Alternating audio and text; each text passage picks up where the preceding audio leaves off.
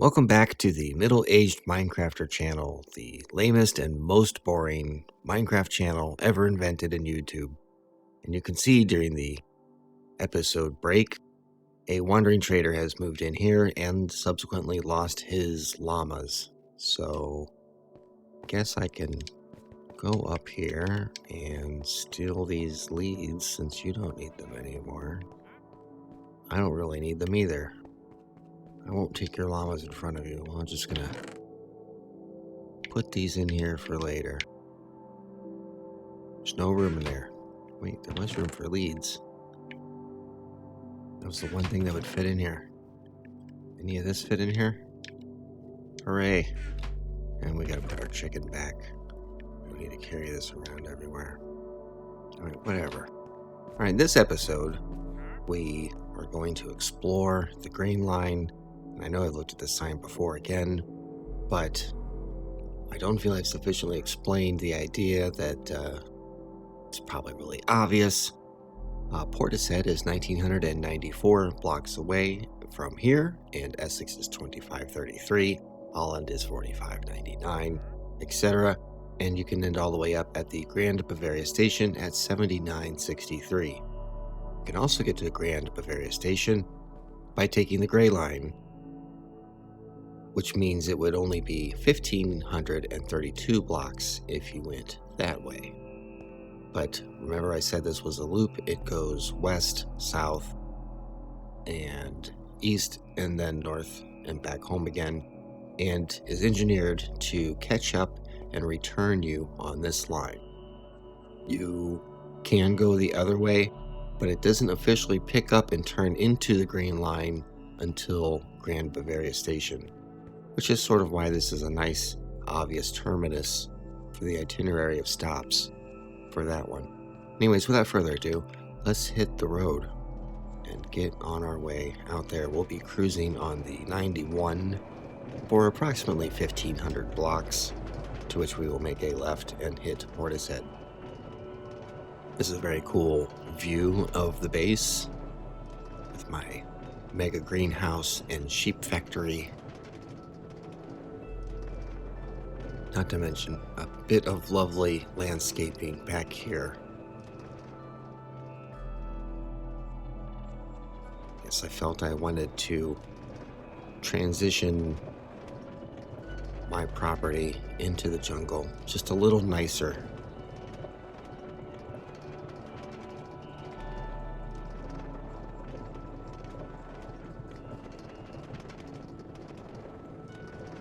So we'll try to look around as best we can with the slow, poor rendering, whatnot, of my aging PlayStation. Sorry to keep mentioning it, but it annoys me just as much as it annoys you. There are some one or two interesting Indiana Jones type of stone death traps of treasure holding buildings. One of them you can't really see, but there is one coming up on this side of the track. There it is. And of course, we put torches all on it, designate that we have been there and exploited it and survived it. I can go there again, but what would really be the point? Because there's always new things to explore. But who knows where I wrote down some sort of funny sign that I forgot about. As we drift off into space, yeah, that was enough of a memory crash to stop the rail. I miss the days that you could rely on them to go all the way there. But I guess my file just got too big. I don't know. It'd be kind of cool to get one of those. Basically, I want a PlayStation 5 that holds a terabyte and will play my PS4 discs as well as PS5 discs.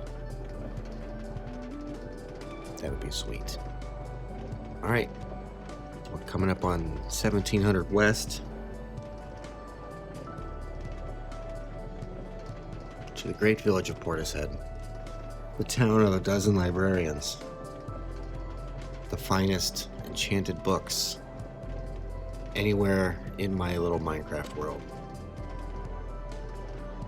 All you gotta do is bring the emeralds and the books and get whatever you need.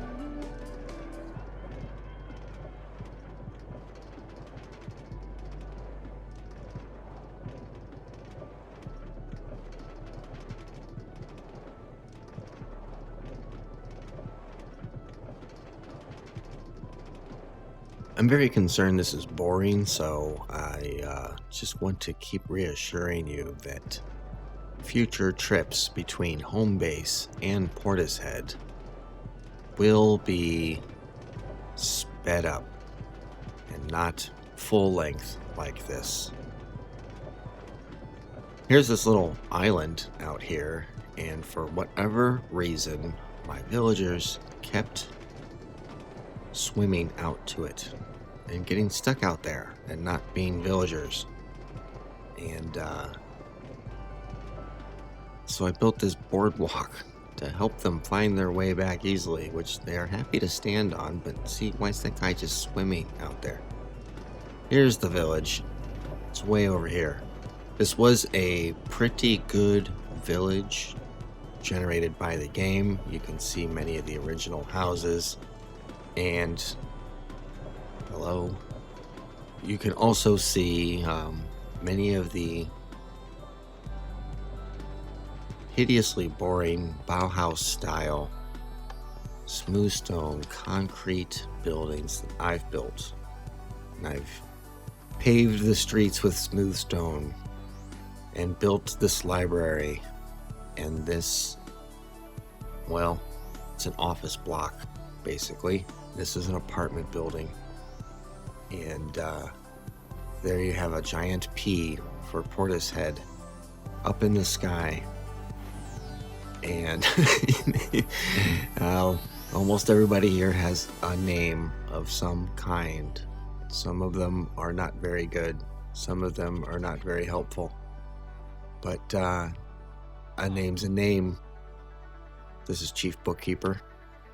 He is the first really awesome enchantment book salesman I have. Look, Efficiency 4, which has actually been outclassed. 53 for Efficiency 4. I got a guy, he'll sell me Efficiency 5 for 25. You gonna beat that? Fortune 3, that's healthy. Only 20. So he's a good guy to keep around. Hopefully he never disappears. And I got a couple other guys, and a couple other guys that have good stuff if you are fighting evil mobs, which I don't have to do again, because I'm a lame middle-aged Minecrafter. It's only the 4th episode. I will quit saying that. I will presume you understand how I'm coming at you with this. So this is a bunkhouse that I built with a keen glass floor, lots of beds. There's a lot of goofy stuff that goes on with people switching job blocks, which is why I put so much effort into trying to name them. And even then, it doesn't totally help, because I named a farmer guy something and a different job kind of guy sort of specific names, and they switched jobs, and now their names don't make sense and look stupid. I did have to landscape this beach a little bit to make it slightly nicer. And here is the farm that I built for all of these bunches of farmers I have. I built all these houses in different weird little styles, and even went so far and silly as to come up with a street and addressing system. Just, oh, there's no sign on this one. Oh.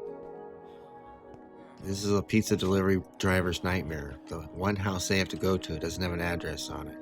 Here we have 5 Maple Systems Drive.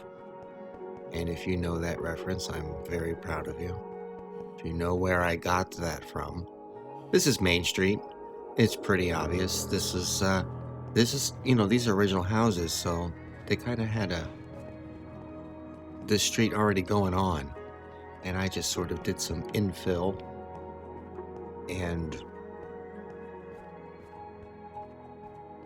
super niceified the town meeting square with it's a double bell prominent town square. And it's whatever the time of day is, all the villagers gather here. It's crowded.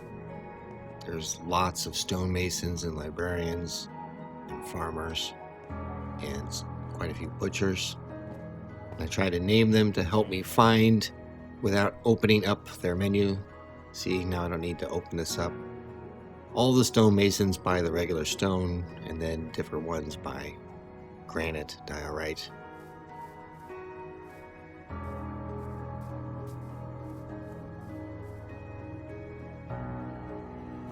Here's just another building built to hold job blocks. I can put some more in here as needed. Room to grow. I skipped right past the cat cafe. It wasn't very nice of me. Here's a cat cafe. Everything is made of yarn or wool. And there's Snowball 2. And there's a cat with no name. Here's Sylvester. It still makes me laugh. And Snowball 1.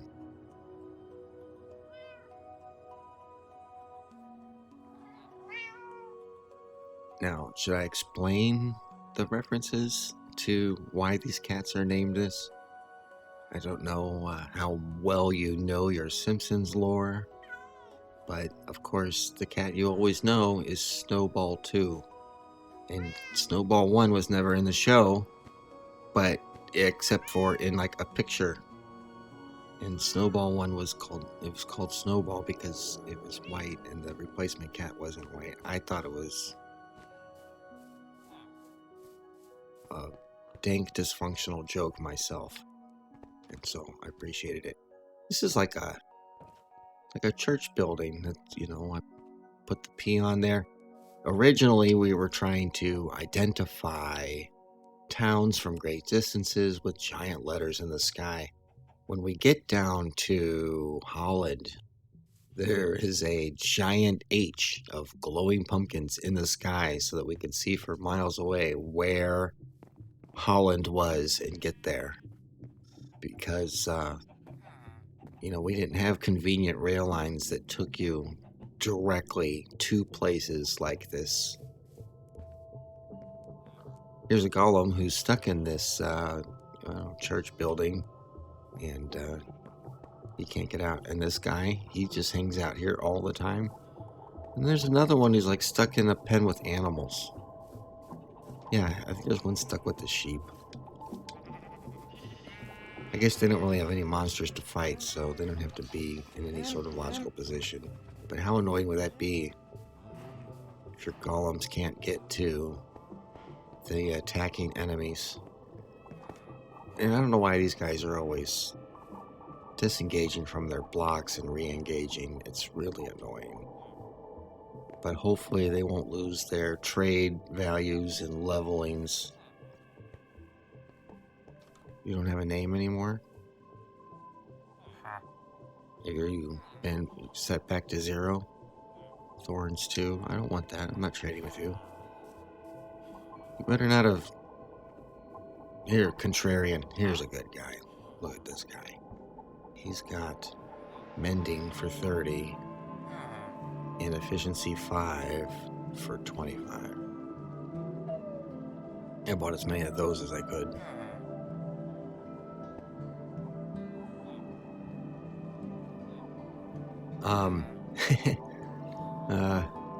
Howard. I have 3 of these librarians named Dewey, Cheatham, and Howe. That must be the new guy regenerated. I don't know. Wait for him to change to somebody else. There's Hal. And here's another thing they do too. A lot of them come back here. It's like, listen, I made you nice. Kenny, Frosty. I made you nice library to work in, and you're out back smoking cigarettes, ducking authority. Just do your job from up here. I've got a bunch of stonemasons to make mad profit off of, selling all the stuff I collect when I mine. And this is a path to nowhere that I built for some reason. Who knows what I was thinking. There's the rail line, the green line, which continues on to the next town, which is not very far away. A town we decided to call Essex, trying to go through the letters of the alphabet as well and not duplicate when possible. This dirt road was a semi-successful attempt to transport a villager to the next town in a boat. And even though you can go boat across land, you can't row a boat up, only down. So this was my solution to transport a villager, I don't know, 400 blocks or something. Anyways, this is a neat little pathway, even though it goes nowhere. I don't know, I just sort of kind of like how it's got trees randomly in the middle of it in the forest, but it's all nicely concreted in around them. And that's where I stopped working on it, because what's the point? Where am I going with that? Was I going to continue that all the way to Essex, which is another 150 plus another 150 blocks away? No, of course not. Don't be ridiculous. Let's run back. So I don't know. I'm probably at the limits. I'm probably pushing the limits with the mobs that I have concentrated in this one town. At least invaders don't have to come. It's just animals and villagers. And back here, well, that's something really cool. That's a long story. Here's a beehive with no bees in it. I'm hoping to get bees someday. I've tried to import a bee, but he was very stubborn. And I've not been able to succeed doing that. But there's flowers and beehives just waiting for them. Another 64 block garden, not quite done yet, but it's even bigger than the other one, with just multiple rows of the same vegetable. Mass quantity harvesting of pumpkins and melons. All the sugar cane for all these hungry librarians, plus all the sugar cane I can grow at home and bring over with me.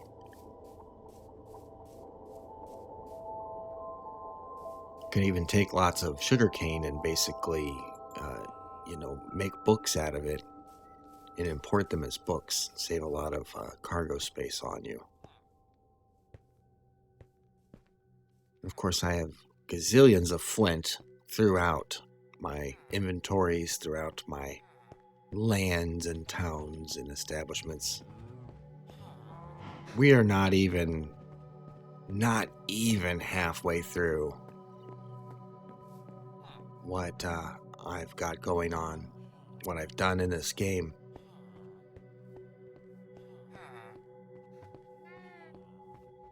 But I think that pretty much sums up Portishead for now.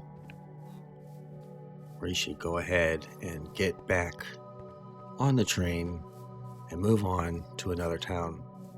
I did put in the iron door here to keep the villagers from randomly coming into the train station. There goes my cart. It might come back. You coming back? Yes, very good. It'll come back and stay right here.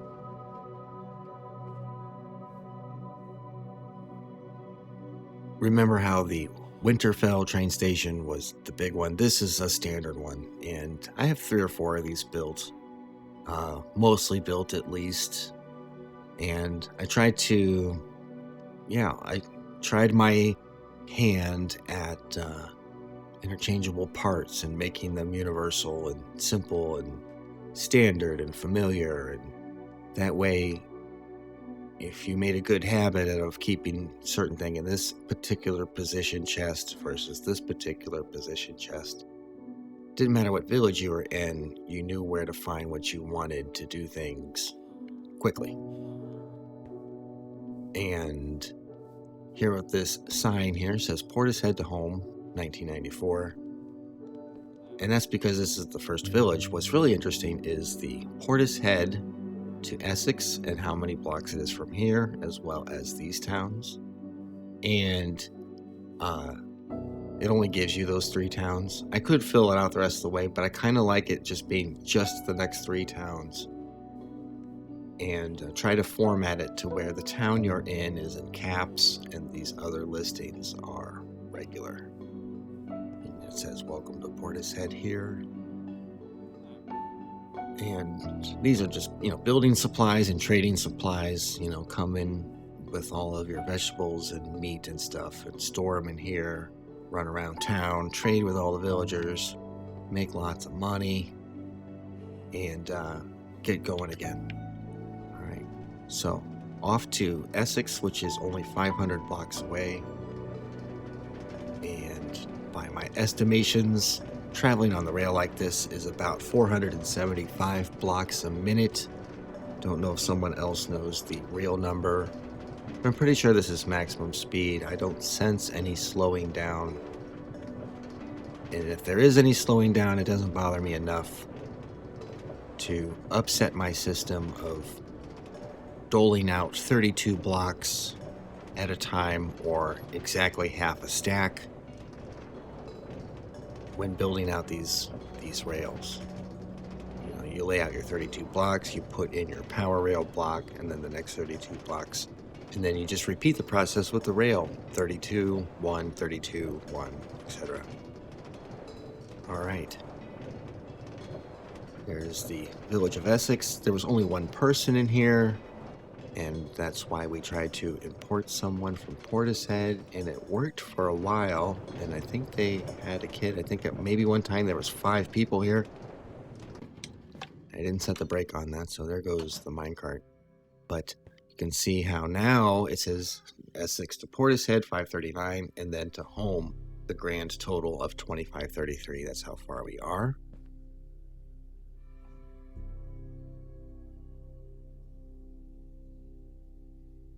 And so now you can see how the numbers have changed, and Frankfurt has shown up, which is 4,903 blocks away. So again, the same format, same building. That was the hope, that was the dream, that was the plan. Another lovely iron door to keep villagers out. I successfully built 2 of these, and when I tried to do it a 3rd time, I could not get it to work. It would not function for some reason I could never figure out. And again, I gave up too easily. I should have tried to build a 4th or a 5th one in other places to see if there was some anomaly with the location I had. But I haven't kind of had a need to build anymore, and I stopped working with these villagers anyway. I think now there's only 1 guy who lives here again, so my attempts to repopulate this have failed. Isn't that right, Mike? The lone cat named Mike. No offense to people named Mike, but kind of an uninspired name for a cat.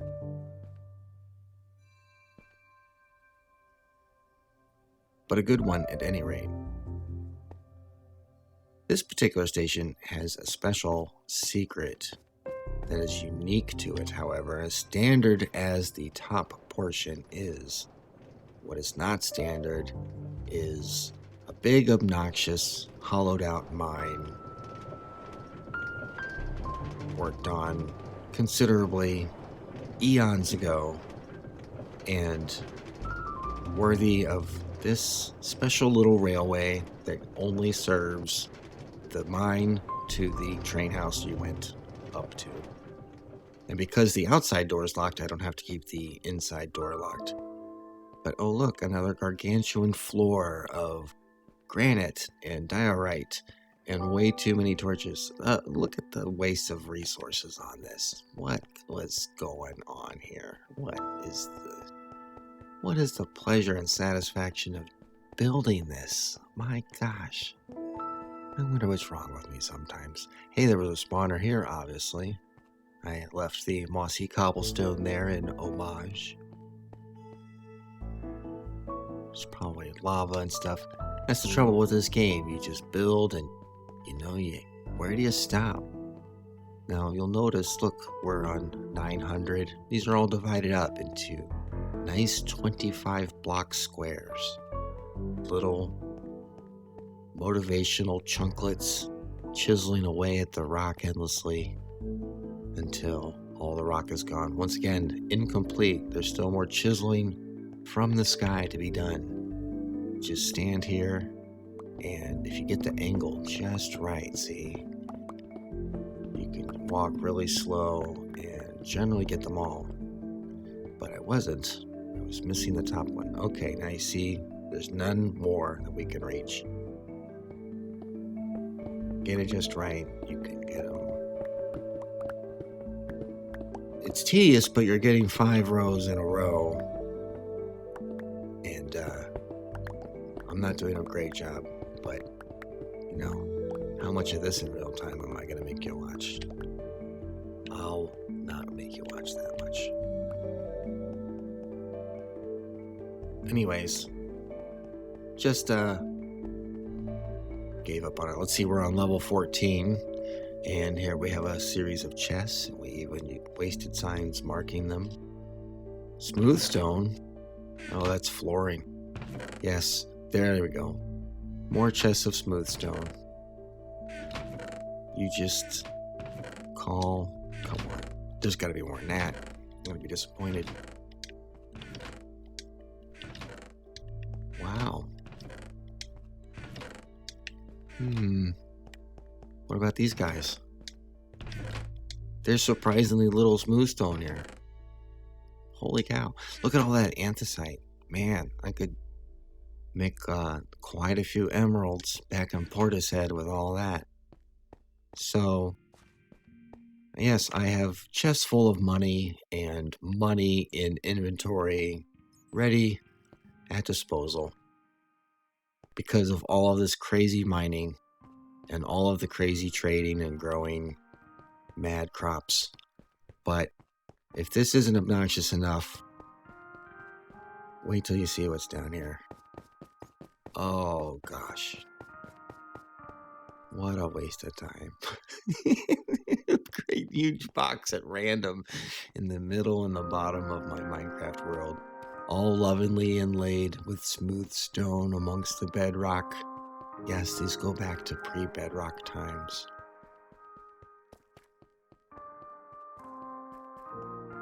Did we go out to the edges? Yes, we're on number 900. Take it all the way to 1750. I presume that's 1850 down there, and this is 800 down here. At least this one is only 100 by 100, and not 200 by 200, which is exponentially way huger than just merely doubling it, as you know. Because that becomes 4,000 square blocks instead of 1,000, right?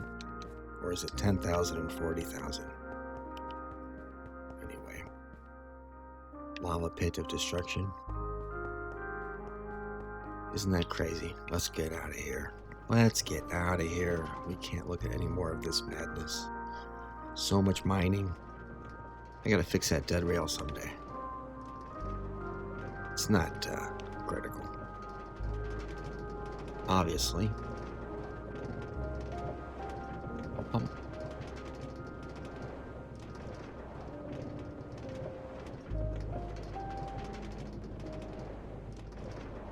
So what I think we're going to do is try not to take too many big obnoxious chunklets at a time, and we're going to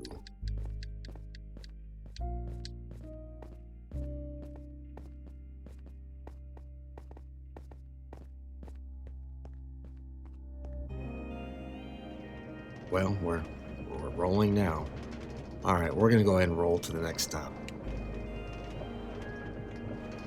Actually, this will be good because there's a couple of things that I want to point out and talk about. One of them is, see, I love, this was the policy. It didn't matter what mountain or jungle trees was put in your way. Waterfalls going through, doesn't matter. The rail line plows through in a straight line relentlessly where I want it to. It's me conquering nature. All right, so see these orange sands? I guess that's what that is. I haven't been down there. And some mushroom trees. Okay, that was not in there when I built this. It was regular sort of surrounding land that you see. And so at some point during one of the various updates, apparently what they do is they choose to update some of the land maybe that you haven't touched yet. So recently I heard something about cherry tree or cherry wood biomes, and they're going to sort of spring up in places of a certain other biome.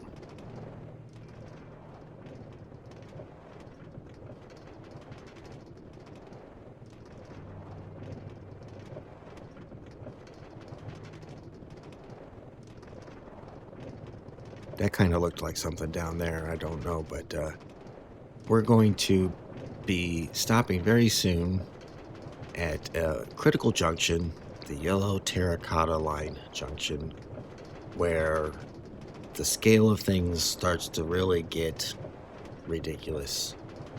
If you don't think they're ridiculous yet, well, I've already hinted and told you that how ridiculous it gets. But you kind of have to see it to believe it. And this is a journey we are not going to begin now, but we are going to look at the depot station on this lonely little peninsula. I thought it would be a good point to launch this off because you see we had this green line which continues forward, and you can even see how it travels off into the left, into the yonder, and that will take you to Holland and Devonshire and close out the loop and go all the way back home. That's what this line does, but we have an important stop here at the Yellow Junction Point, the yellow terracotta line. And I just sort of picked this peninsula because of the rail line going there. This was sort of the farthest point that we had. Now this rail line is not set at 86, it's 3 lower, which was even the second decision. For a minute, I thought I might build it even lower, down on 80, and I guess this was a good compromise. So much of this line is going to follow this 83 level, and it goes on and on. You basically, this is the rail line that takes you to the Woodland Mansion. The Woodland Mansion is 16,000 blocks in that western direction, and it is, wait, is that right? Yeah, it's about 16,000 blocks in that direction, and it's about 7,000 blocks in this direction. Ridiculous. Ridiculously far. There's 30 villages between here and there.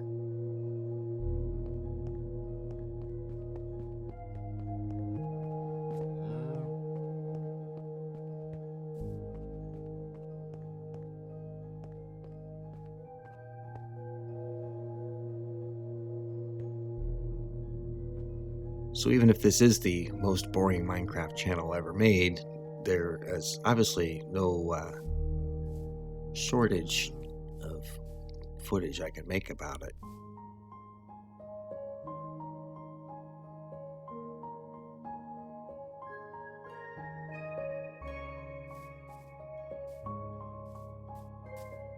We're going to go ahead and close out this episode, keep the minecart on us for safekeeping. And where should we stage our scenic shot? Could we get really obnoxious? Jump on some trees. Not very good at this. Oh, whatever. Let's just be an adult about it and stand here. There we go. All right. Negative 1812 and 2084. And in the next episode, we will continue down the Green Line and visit a very important, prominent early trading village and see how much we worked on it before we gave up and quit going there altogether. Until then.